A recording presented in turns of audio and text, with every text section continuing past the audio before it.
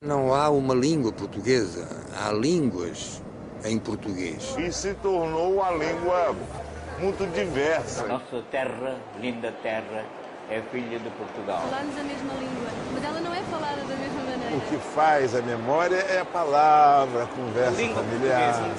Eu sinto unicamente lembrar que existe sua terra natal. Né?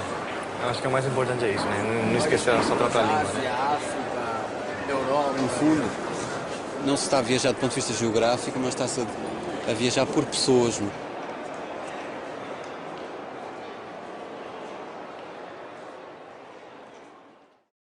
Olá, sou a professora Silvia, sou professora responsável conteudista dessa disciplina. Gostaram do filme? Então, ele tem como título Língua, Vidas em Português. Ele tem a duração de 1h30 e ele está indicado no nosso material complementar. É muito importante que você o assista, porque nós vamos aqui, nessa disciplina, tratar de língua portuguesa. E como vocês viram, falar de língua portuguesa é falar das pessoas. Então, a nossa primeira unidade, né, nessa disciplina é o uso da língua portuguesa em diferentes contextos. Então, vamos lá, vamos ver como que a gente vai retomar um pouco, né, os objetivos dessa disciplina. Ela se propõe a estudar a língua portuguesa em contextos de uso, considerando aspectos sociais, culturais e históricos, e tendo em vista desenvolver os processos de leitura e escrita no âmbito acadêmico e profissional e aprimorar os conhecimentos da língua, os conhecimentos gramáticos da língua. Essa primeira unidade, nós vamos apresentar vários conceitos que vão ser retomados durante toda a disciplina. Então, é muito importante que você esteja atento a esses conceitos e, se possível, depois fazer um resumo, né? Um pequeno resumo, um quadro resumo, para que você possa consultá-lo durante toda a disciplina.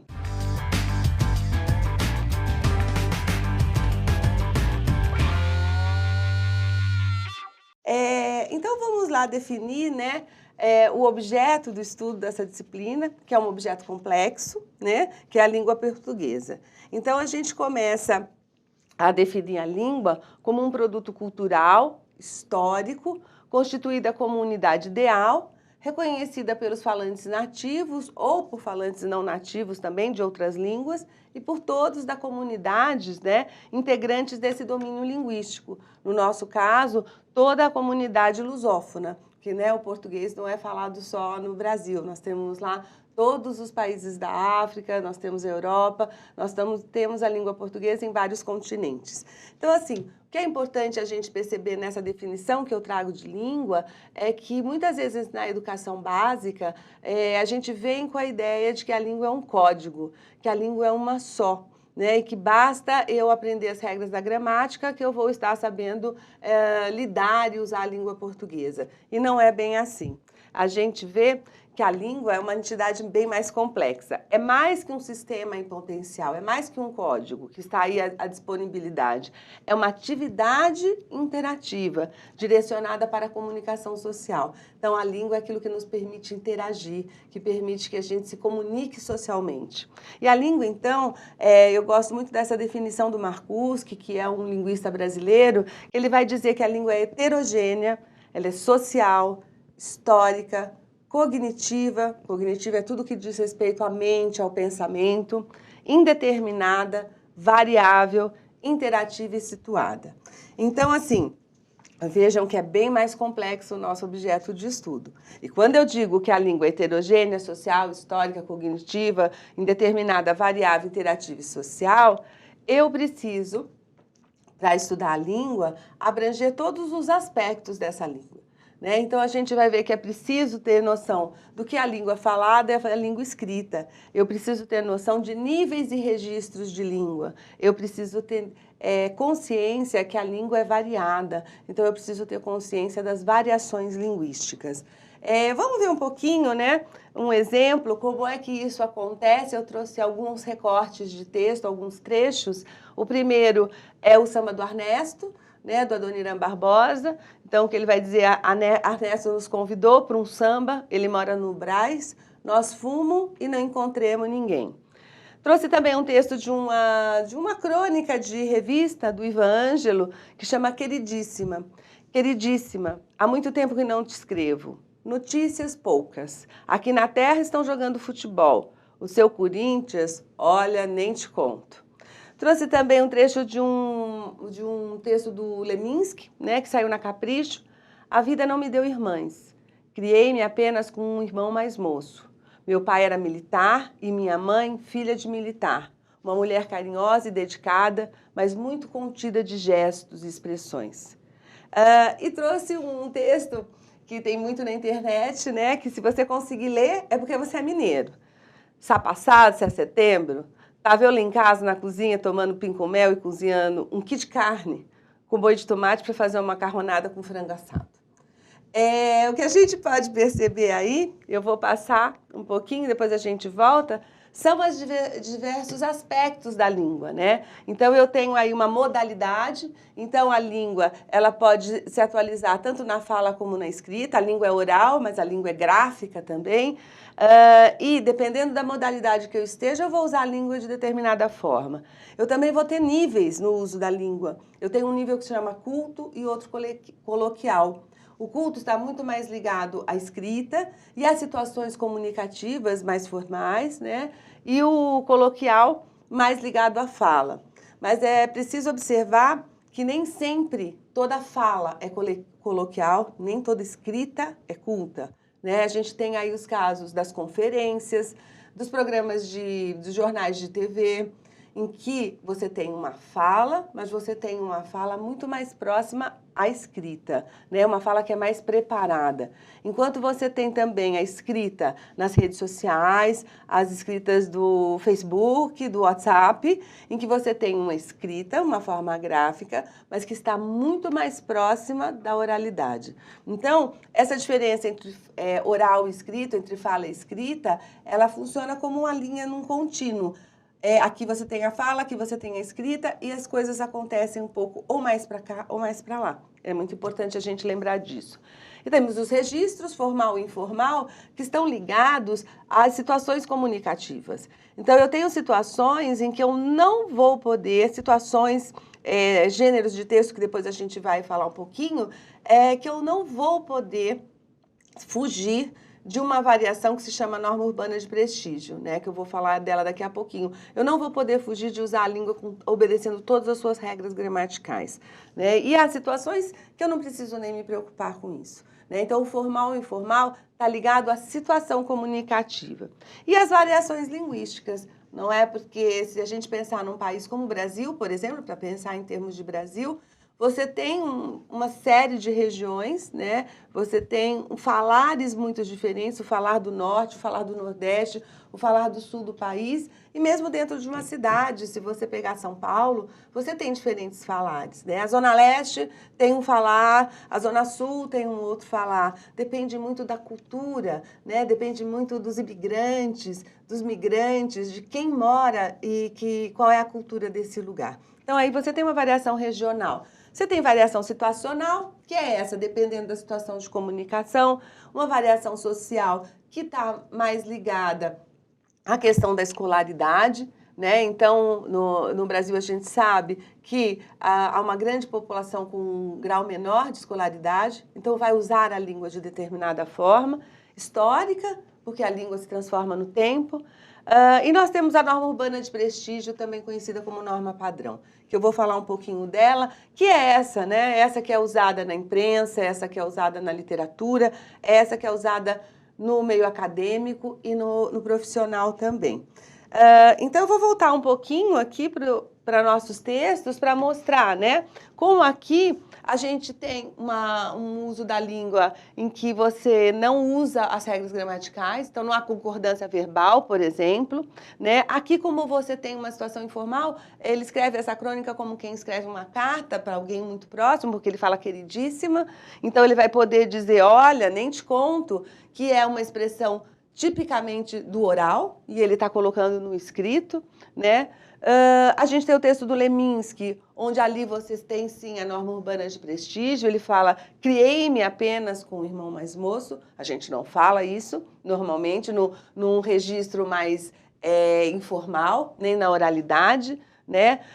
Meu pai era militar, filha de militar, uma mãe, uma mulher carinhosa, dedicada, mas muito contida de gestos. Há uma sintaxe típica da escrita e típica de uma linguagem mais formal, e que usa a norma urbana de prestígio, e a fala mineira, que é totalmente regional, né? Que eles vão juntando uma palavra com a outra, vão criando novas palavras.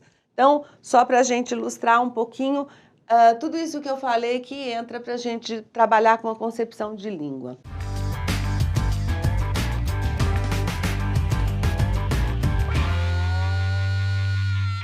Aí a gente vai falar um pouquinho do uso da língua portuguesa, porque é algo que se mantém muito, né? Quando a gente fala no uso da língua, é certo ou errado? A escola traz muito isso, como eu disse, né? A escola, tradicionalmente, ainda não absorveu, a escola básica, essa questão do uso da língua. Então, a norma urbana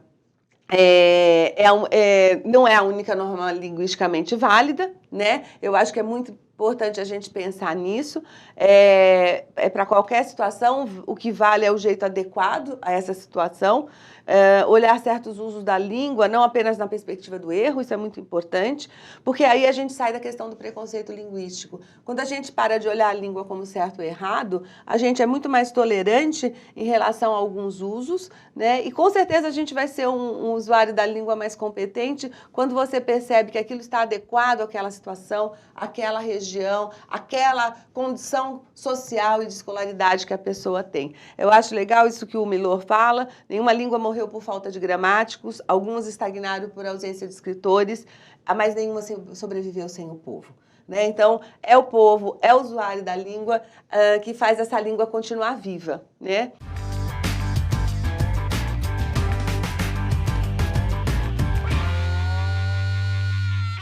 Então, sobre a norma urbana, é importante dizer que ela é essa língua praticada, né, essa variação praticada em determinadas situações por grupos sociais mais diretamente relacionados com a cultura escrita, e é legitimada pelos grupos que controlam o poder social. Então, lembrar que o uso da norma urbana de prestígio, que é a que a gente deve usar no meio acadêmico e profissional, ela traz essa questão do poder, né? Ela traz essa questão da inserção social. Quanto mais você dominar essa norma, essa variação, mais você vai estar inserido socialmente. E é aquela que eu falei que é usada, então, na mídia, na literatura, nos meios acadêmicos e profissionais. Ela é orientada pela gramática normativa e é muito importante a gente pensar que não existe uma só gramática, né? Existe gramática descritiva, existe a gramática interna que cada falante traz, mas a gente precisa aprender, e é o que a escola bate muito, essa gramática normativa. Por quê? Porque ela é ela que orienta a norma urbana de prestígio.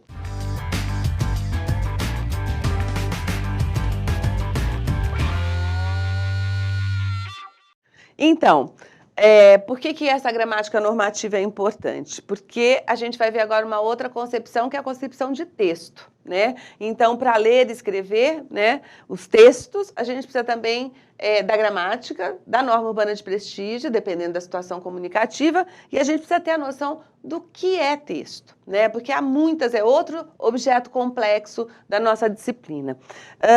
Em geral, as pessoas acham que o texto é um apanhado de palavras, né? Basta juntar palavras, orações, você tem um texto. E não é bem assim.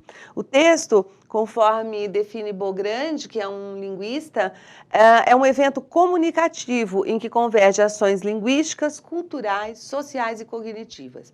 Então, o que a nossa disciplina vai trazer um pouco também é que a gente vai ver que o texto não depende só, ele não se trata só de questão linguística, não se trata só de palavras, não se trata só da língua, né? Há todas outras implicações para que a gente possa ter um texto. Bentes e Rezende, que também são teóricos brasileiros dizem que é um artefato linguístico e um processo sociocultural. Então, essa ideia que o texto é um processo também é uma ideia interessante, né? E que não é só um artefato linguístico, ele também é linguístico. O texto é o próprio lugar da interação em que os interlocutores, sujeitos ativos, nele se constroem e por eles são construídos. Então, essa é a ideia do processo, essa é a ideia da interação, de que um texto, ele nunca está pronto, né? O texto sempre vai para alguém e é esse alguém que vai completar e atribuir os sentidos do texto. Então, é muito importante, e a gente vai ver durante toda a disciplina, que é muito redutor pensar que o texto é só um apanhado de palavras. Ele também é essa materialidade linguística, ele precisa dessa materialidade linguística, mas ele vai além disso. Mas a gente tem que pensar assim, o que faz um texto ser reconhecido, então, como um texto? Se o texto é essa coisa tão complexa, não é?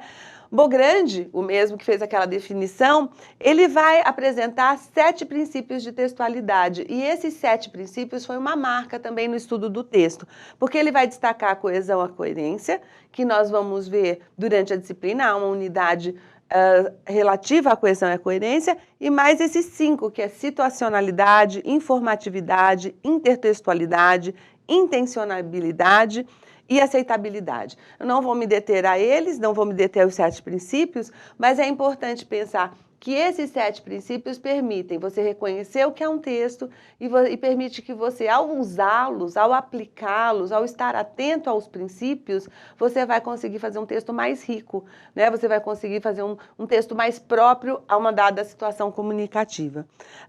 E o Bograndi tem essa definição que eu gosto muito: um texto não existe como texto a menos que alguém o processe como tal.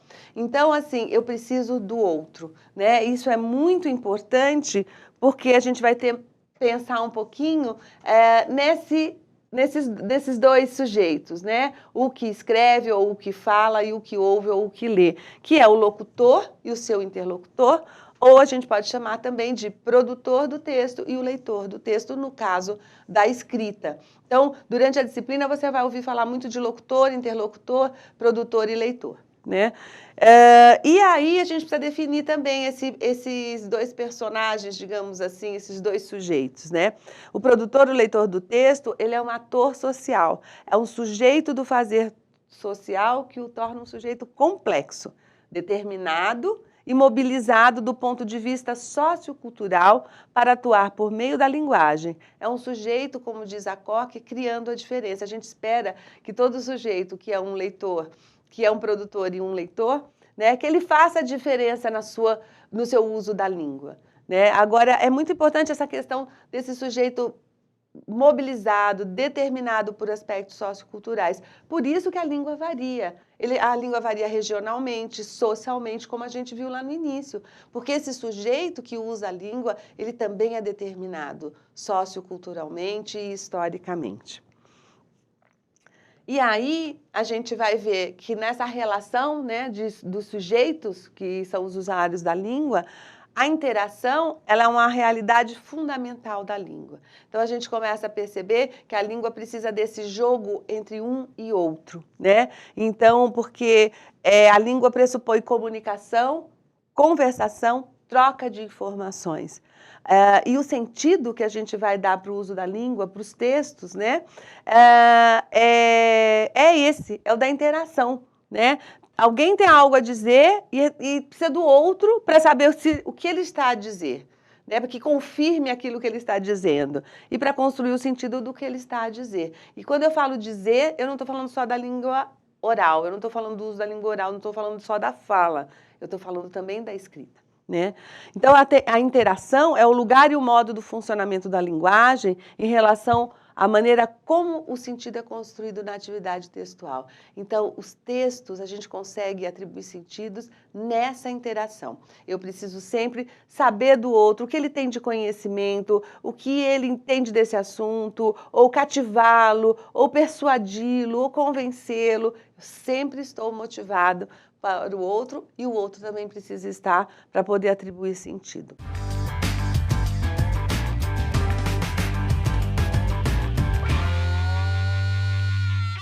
Aí, a gente vai chegar a esse conceito de gêneros, né? Porque, na verdade, nós sempre nos comunicamos por textos, né? Agora, nós não vamos falar em tipos de textos, porque tipos está muito ligado só à questão linguística. Então, eu vou dizer que tem um tipo que é descritivo, um tipo narrativo, mas essa característica não me traz exatamente essa ideia do gênero, né? Porque o gênero é o texto materializado e colocado para circular socialmente. É isso que define o gênero, né? Então, a gente encontra em nossa vida diária vários textos que circulam e eles apresentam características sociocomunicativas e são definidos por formas de textos, temas e funções e estilo de linguagem. Então, veja que quando eu olho para um texto como um gênero, eu olho para ele com muitos outros aspectos, além da sua materialidade linguística, além da sua forma, né? Então, vamos ver alguns gêneros. Os gêneros são infinitos, né? Não daria para listar todos os gêneros aqui. Você tem o telefonema, o sermão, as cartas, o e-mail, as notícias, as reportagens, os editoriais, os contos e os romances, para a gente pensar no âmbito literário, receitas, manuais, bulas de remédio, se a gente pensar nesses gêneros diários, cotidianos, né?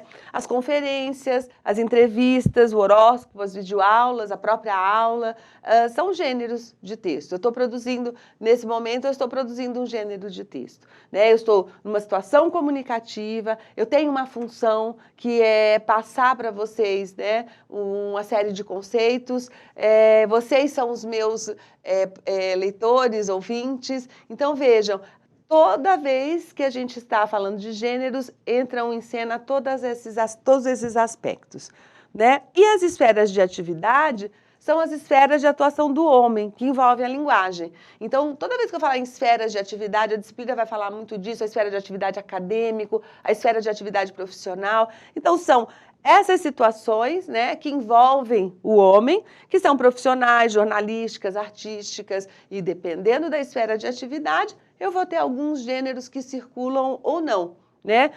Que circulam mais, que circulam menos. Então, por isso que é importante a gente ter essa ideia. Só que, para os gêneros, né, circularem, e para a gente ter essas esferas de atividade, a gente vai pensar, então, na ideia de contexto, que é um outro conceito importante, né?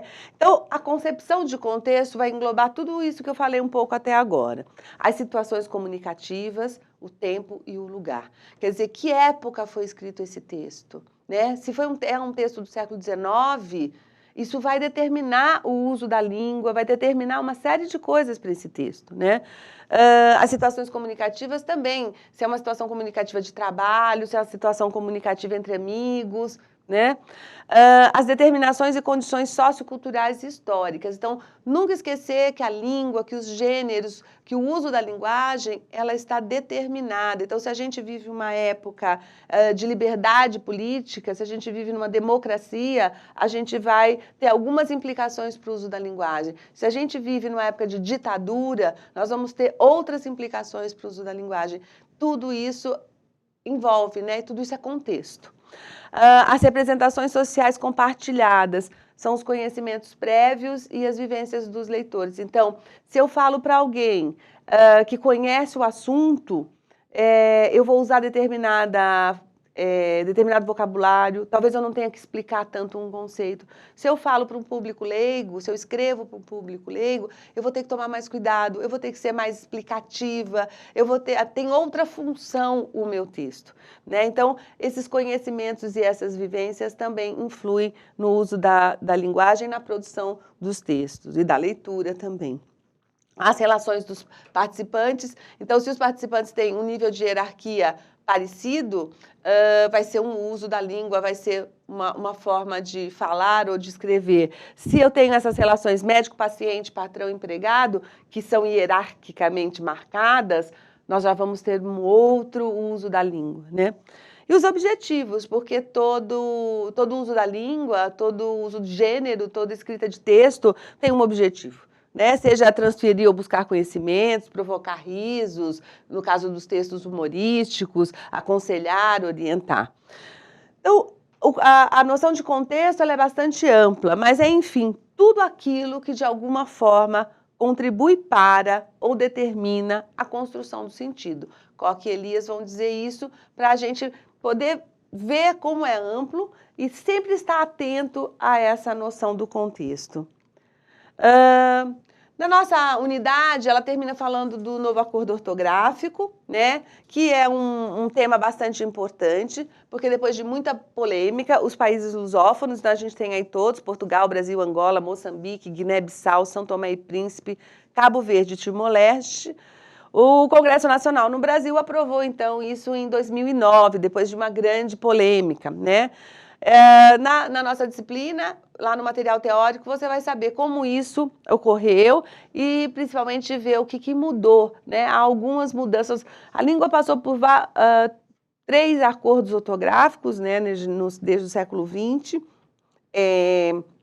E eu peguei algumas, todas elas, eu acho, não, algumas delas. A primeira eu não peguei, só a segunda e a terceira, mas eu chegava a escrever ele com acento circunflexo, né? Então, depois, quando teve o novo acordo, eu tive que me adaptar muito, né? Como agora vocês têm que se adaptar a escrever ideia sem acento, voo sem acento, e lembrar que não existe mais o trema, não existe mais o uso do trema. E isso faz parte da norma urbana de prestígio. Então, é um conhecimento que você precisa ter, né? Estão lá na unidade as principais regras.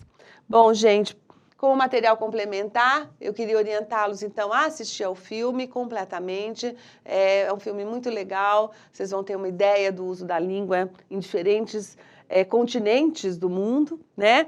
E consultar esse guia prático da nova ortografia, está lá na biblioteca virtual. Eu acho que o material complementar, ele sempre muito cuidado as indicações que a gente coloca lá e é muito importante para o seu aprofundamento. Bem, eu espero que esse nosso breve encontro tenha ajudado vocês na apreensão desses conceitos e na produção de novos conhecimentos.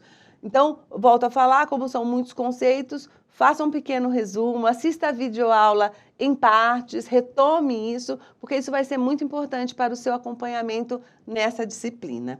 Então, foi muito bom estar aqui com vocês hoje e até a próxima.